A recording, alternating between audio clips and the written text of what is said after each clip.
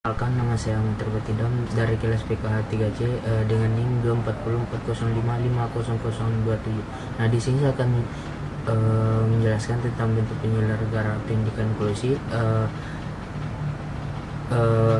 kebijakan internasional, kebijakan nasional, ragam disabilitas, dan juga Index for Inclusion dan definisi pendidikan inklusi itu sendiri. Nah, di sini saya akan menjelaskan bentuk penyelenggaraan pendidikan inklusi. Nah, bentuk penyelenggaraan pendidikan inklusi adalah cara sekolah atau lembaga pendidikan menyelenggarakan layanan pendidikan yang mengakomodasi semua peserta didik, baik yang memiliki kebutuhan khusus maupun tidak, agar belajar bersama dalam satu lingkungan yang ramah dan setara. Nah, selanjutnya itu segregasi, integrasi, dan inklusi. Nah, ini merupakan 3 pendekatan dalam memberikan pendidikan bagi anak berkebutuhan khusus. Nah, segregasi berarti pemisahan di mana anak berkebutuhan khusus belajar di sekolah khusus seperti SLB yang disesuaikan dengan jenis kebutuhannya. Misalnya anak tunanetra di SLB A dan anak tunarungu di SLB B. Nah, kemudian itu integrasi. Integrasi adalah tahap peralihan antara segregasi dan inklusi. Dalam sistem ini, anak berkebutuhan khusus mulai belajar bersama anak reguler di sekolah umum, tapi belum sepenuhnya menyatu. Nah, selanjutnya itu inklusi. Nah, inklusi merupakan bentuk pendidikan yang paling terbuka dan menyatu dalam pendidikan inklusif. Semua anak tanpa memandang perbedaan kemampuan atau kondisi belajar bersama dalam satu lingkungan sekolah reguler. Nah, sekolah berupaya menyesuaikan kurikulum, metode, fasilitas agar setiap anak dapat belajar sesuai dengan kemampuannya. Nah, selanjutnya itu kebijakan nasional. Kebijakan nasional adalah dalam pendidikan inklusi di Indonesia merupakan landasan hukum dan pedoman pelaksanaan bagi semua anak, termasuk anak ABK, agar mendapat hak yang sama dalam pendidikan tanpa diskriminasi. Nah, contohnya itu pada tahun 2009 tentang Permendikmas nomor 70 tahun 2009. Tempatnya itu di seluruh wilayah Indonesia. Isinya yaitu Permendikmas nomor 70 tahun 2009 tentang pendidikan inklusif bagi peserta didik yang memiliki kelainan atau potensi kecerdasan dan atau bakat istimewa. Nah, hak peserta didik semua anak termasuk anak berkebutuhan khusus atau ABK berhak belajar di sekolah reguler. Nah, selanjutnya itu kebijakan internasional. Nah, kebijakan internasional dalam pendidikan inklusif adalah aturan, kesepakatan atau deklarasi yang dibuat oleh organisasi atau lembaga dunia seperti UNESCO atau PBB yang bertujuan untuk menjamin hak setiap anak termasuk anak ABK agar memperoleh pendidikan yang setara, berkualitas, dan tanpa diskriminasi di seluruh negara.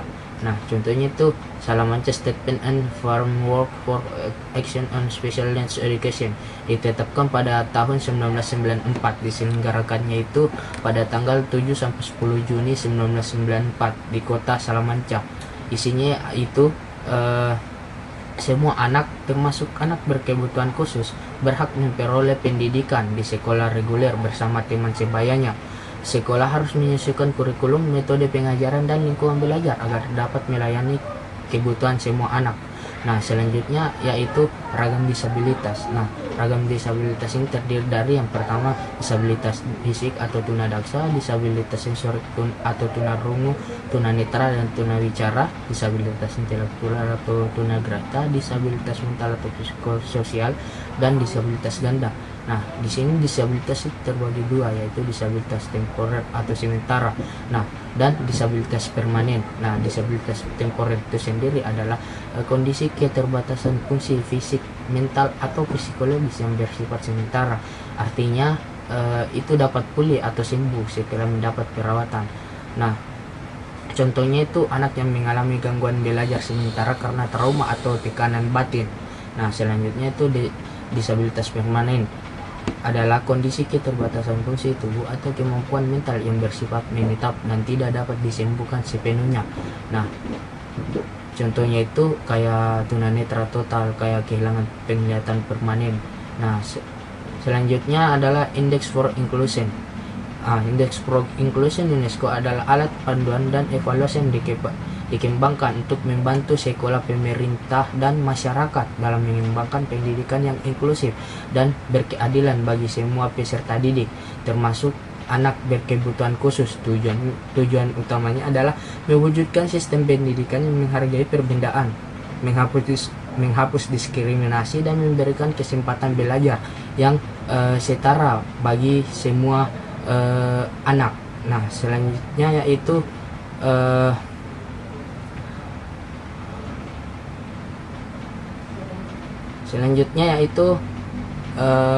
dimensi A, menciptakan budaya inklusi.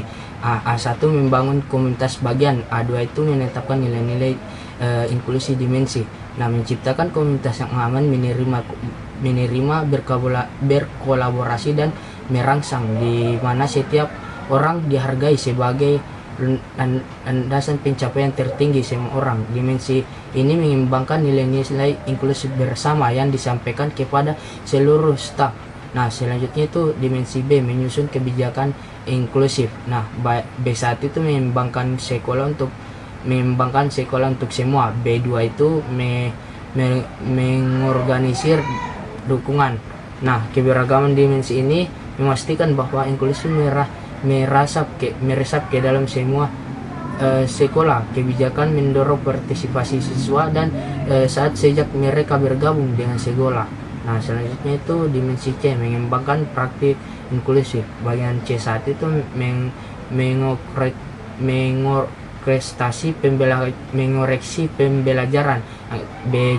Bagian C2 itu menggerakkan sumber. Nah, daya dimensi ini mengembangkan praktik sekolah yang mencerminkan budaya dan kebijakan inklusif sekolah.